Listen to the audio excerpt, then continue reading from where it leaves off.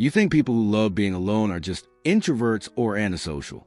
Maslow discovered something far more complex in his research on human motivation and psychological needs.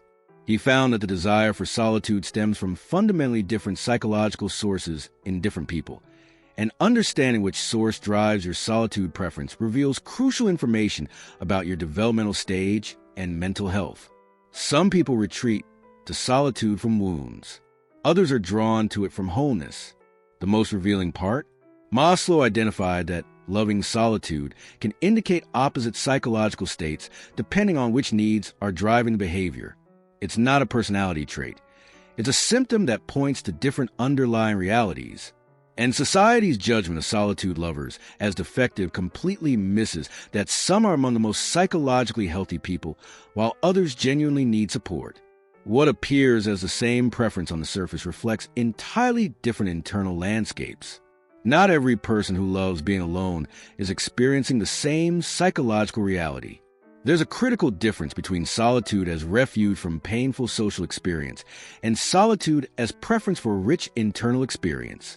Maslow observed that human behavior serves different needs at different developmental levels, and solitude is no exception. Some people love being alone because social interaction triggers anxiety, inadequacy, or overwhelm they haven't learned to manage. They're using solitude defensively, not to access something but to avoid something. But other people love being alone because their internal world is so rich, complex, and engaging that solitude provides access to dimensions of experience that social interaction interrupts. They're choosing solitude generatively, not avoiding pain but pursuing depth. This isn't just introversion versus extroversion. This is about what solitude provides you and whether that provision serves development or prevents it. What society calls loving solitude encompasses both people healing from social trauma and people accessing the deepest capacities of human consciousness. Real understanding requires distinguishing which pattern you're experiencing. In this video, I'm going to reveal the true psychological reasons people love being alone according to Maslow's hierarchy, the 5 different sources that create solitude preference, and how to identify which is operating in your case. You'll discover why some solitude lovers are experiencing psychological deficiency, while others are experiencing psychological abundance, and why this distinction matters for understanding whether your solitude serves you or limits you. These are insights from humanistic psychology and contemporary neuroscience that explain the actual mechanisms making solitude feel necessary, desirable, or even addictive to certain people. By the end, you'll understand exactly why you love being alone and what that reveals about your current psychological state. This is another video celebrating introversion or validating social avoidance. This is humanistic psychology applied to understanding what solitude actually provides at different developmental levels. This video is for people who genuinely prefer their own company to most social interaction, who feel most themselves when alone, who've been judged as antisocial or told something is wrong with them. If solitude feels like home while social situations feel like performance, if you can spend days alone without loneliness, if you're energized rather than drained by extended alone time, you're about to understand the psychological mechanisms creating that experience. But critical warning, understanding the source of your solitude preference might reveal you need different responses than you've been giving yourself. If you're ready to understand the true psychological reasons behind loving solitude, keep watching. Think about what happens inside you when you have several hours of uninterrupted solitude ahead. Notice the specific quality of feeling that arises. For some people, it's relief. Finally, escape from demands, expectations, and exhaustion of managing social interaction. For others, it's anticipation, access to internal experience, creative flow, or a depth of thought that social presence prevents. For others still, it's peace, the absence of stimulation that feels overwhelming when others are present. That specific quality reveals which psychological mechanism is driving your solitude preference. Maslow understood that all behavior serves needs, but the same behavior can serve different needs in different people. You and another solitude lover might spend equal time alone, appear equally comfortable with it, but be operating from completely different psychological realities. One is hiding, one is creating, one is recovering, one is exploring. And understanding what you're doing determines whether your solitude pattern supports or hinders your development. The psychological weight of this distinction is significant because society treats all solitude preference as the same thing, either celebrating it as healthy boundaries or pathologizing it as social deficit. But reality is far more nuanced. Some people loving solitude need support in developing social capacity they're avoiding. Others need permission to honor needs that society invalidates. And you cannot know which applies to you without understanding the source of your solitude preference. Maslow's hierarchy provides the essential framework for understanding the different sources of solitude preference. At the safety level, solitude serves protection. People who experience trauma, abuse, or overwhelming environments in childhood often develop solitude preference because being alone feels safer than being with others. They're not choosing solitude for what it provides.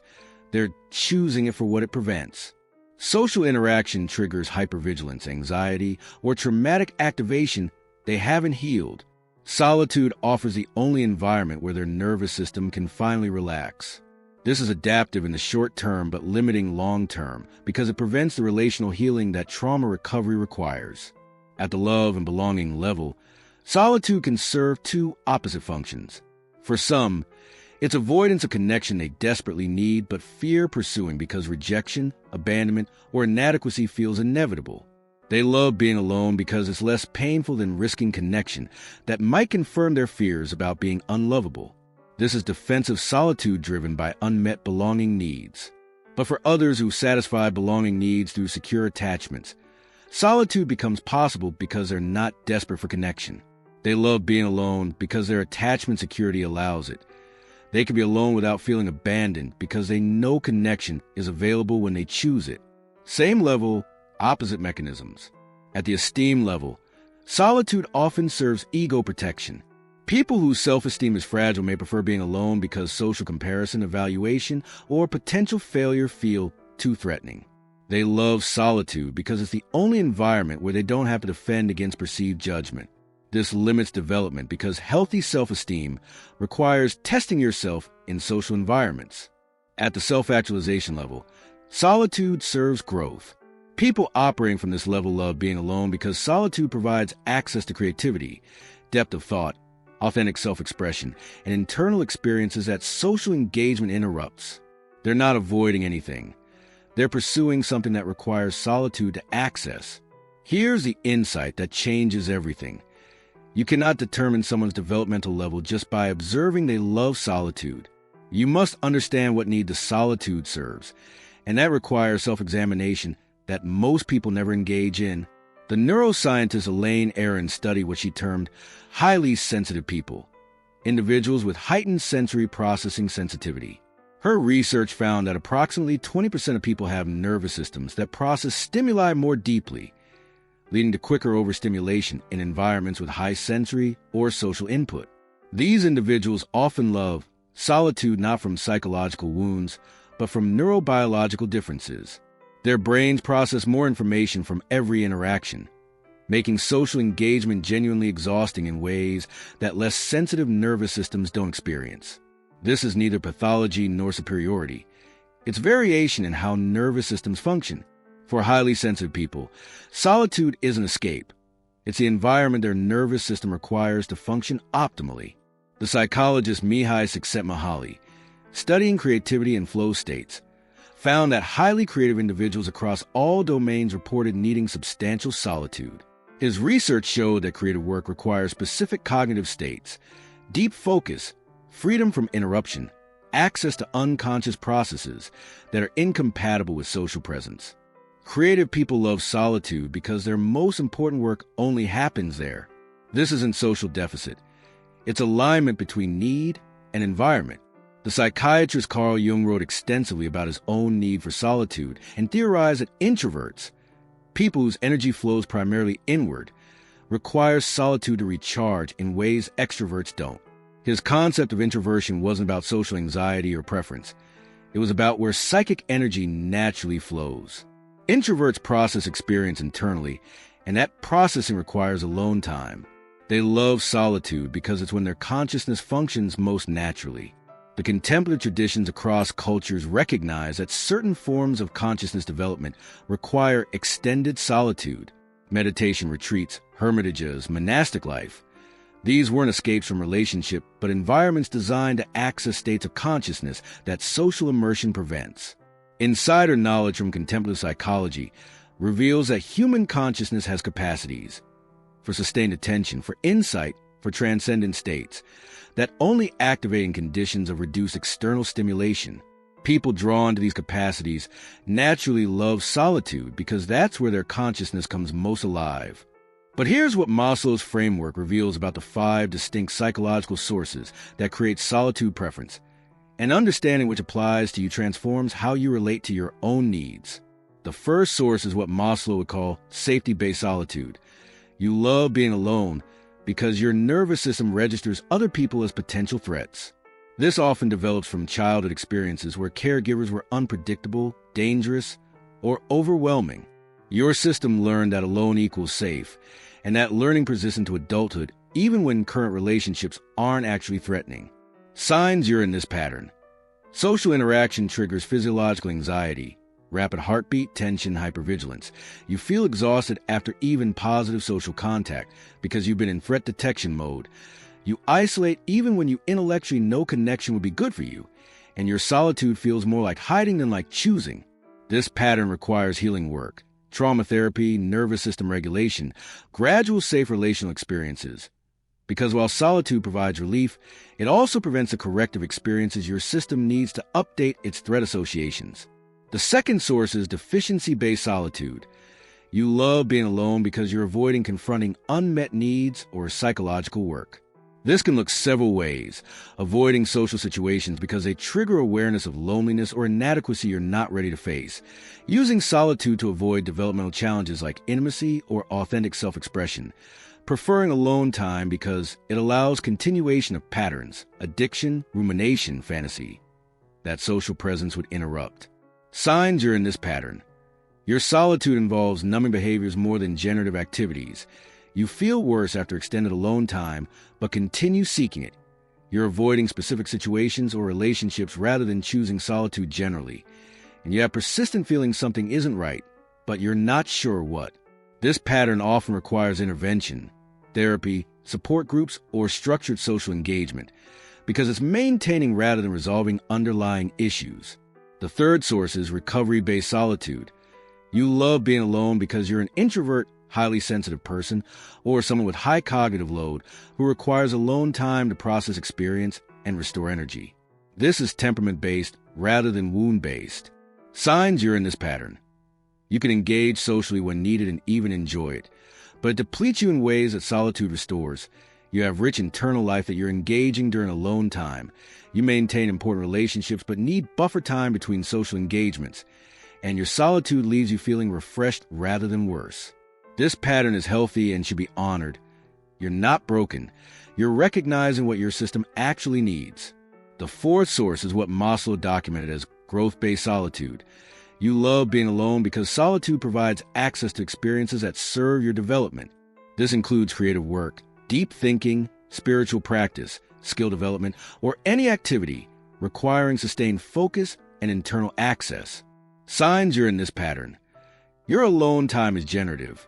You're creating, learning, practicing, exploring. You emerge from solitude with something, insight, work, growth, rather than just relief. You choose solitude actively rather than defaulting to it. And you can engage socially but prioritize alone time because you know what it provides for your development. This is the healthiest form of solitude preference because it's serving actualization rather than managing deficiency. The fifth source, and perhaps most profound, is what Maslow glimpsed in his Transcenders. Consciousness-based solitude. You love being alone because solitude allows access to expanded states of awareness that feel more real than ordinary consciousness. This goes beyond creative or reflective solitude into territory, where solitude becomes portal to what contemplatives call unity consciousness, transcendent states, or direct perception of reality beyond ego. Signs you're in this pattern. During solitude, you experience dissolution of normal self-boundaries, time distortion, profound peace, or sense of connection to everything. These experiences feel deeply meaningful and orient your life even though you can't fully explain them. You seek solitude not just for relief or productivity, but for access to these states. And social engagement feels increasingly like operating in less real dimension of experience. This is rare but not pathological. It's consciousness evolution that Western psychology barely acknowledges, but that Maslow documented in his most developed subjects. If this is your experience, you're not losing touch with reality. You're accessing dimensions of consciousness that most people filter out, and solitude is when the filter is thin enough for perception to expand. Understanding which source drives your solitude preference is crucial because the responses needed are completely different.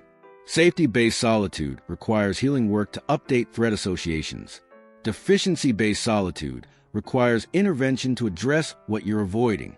Recovery-based solitude requires permission and boundary setting to honor your actual needs. Growth-based solitude requires structure and protection, so you can engage what serves your development. Consciousness-based solitude requires understanding that you're experiencing valid dimensions of awareness that society doesn't recognize, not pathology requiring correction. The transformation that occurs when you understand the true source of your solitude preference creates immediate clarity about whether you need to change your pattern or simply honor it more fully. Remember that guilt or confusion about loving solitude, that sense something might be wrong with you because you prefer your own company. When you identify which source is operating, that confusion resolves. If you recognize you're in safety-based pattern, you can stop judging yourself as antisocial and recognize you're managing unhealed trauma that deserves compassionate attention. You need support, not self-criticism.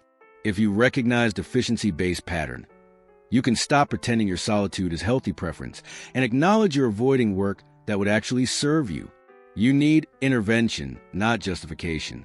If you recognize recovery-based pattern, you can stop trying to force yourself into social molds that don't fit your temperament. You need permission to honor your actual needs. If you recognize growth-based pattern, you can stop feeling guilty about prioritizing solitude and recognize you're protecting what serves your development. You need boundaries, not apologies. If you recognize consciousness-based pattern, you can stop wondering if you're going crazy and recognize you're accessing valid dimensions of awareness. You need understanding, not pathologizing. Your relationship with others often improves paradoxically when you understand your solitude source, because you can engage from clarity rather than confusion. You know what you actually need, can communicate it clearly, and can distinguish when solitude serves you versus when it limits you. Your self-acceptance increases dramatically because you're no longer measuring yourself against standards designed for different temperaments or developmental levels. You understand your needs are valid even if they differ from majority patterns. Your life satisfaction often improves because you're finally organizing your life around your actual needs rather than trying to conform to social expectations about how much engagement is healthy. Even your development accelerates because you're working with your nature rather than fighting it. Now, here's where everything Maslow observed reveals its practical significance, and where understanding solitude preference becomes about living authentically rather than just understanding yourself theoretically. The crucial insight isn't that one source is better than others.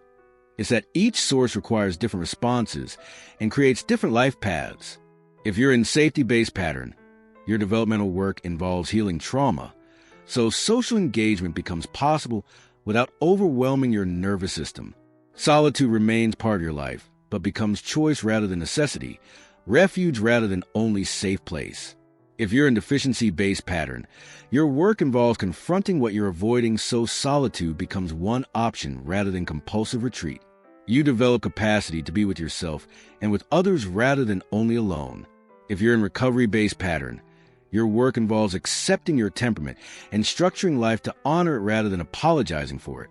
You create rhythms that provide adequate solitude while maintaining important connections. You stop trying to become extrovert and embrace being constitutionally different. If you're in growth-based pattern, your work involves protecting solitude as an essential resource for your development rather than treating it as optional or selfish. You prioritize alone time the way athletes prioritize training because you recognize it's when your most important work happens. You communicate boundaries clearly and build life around cycles of solitude and engagement that serve your growth. If you're in consciousness-based pattern, your work involves finding others who understand these dimensions of experience, so you're not completely isolated in awareness most people don't access. You create practices that support these states while maintaining enough conventional functioning to survive in social world. You recognize you're navigating territory beyond most people's experience, and you need guides who've been there rather than therapists who pathologize it. The pattern Maslow documented is that people often move through multiple sources over lifetime. You might start with safety-based solitude from childhood trauma, do healing work that transforms into recovery-based solitude as your temperament becomes clear, then discover growth-based solitude as you develop creative or intellectual capacities that require it, and potentially access consciousness-based solitude as development continues into transcendent territories. Understanding where you are now doesn't limit where you might move. It clarifies what response serves you currently. If you've been loving solitude and wondering what it means about you, the answer isn't simple. It means something specific to your current developmental stage, your temperament, your history, and your consciousness capacities. The judgment that solitude preference is uniformly good or bad misses entirely that it's neutral behavior serving different needs in different people. What matters is understanding which need it serves for you, so you can respond wisely rather than unconsciously. In the next video, I'm going to reveal how to communicate your solitude needs to others without damaging important relationships, including the specific language that helps people understand you're not rejecting them when you need alone time, and how to maintain intimacy while honoring substantial solitude requirements. Until then, examine honestly which source drives your solitude preference. The answer reveals your next developmental step, whether that's healing, intervening, accepting, protecting, or understanding. Subscribe if you want a complete psychology of solitude, temperament, and how developmental level transforms the meaning of being alone.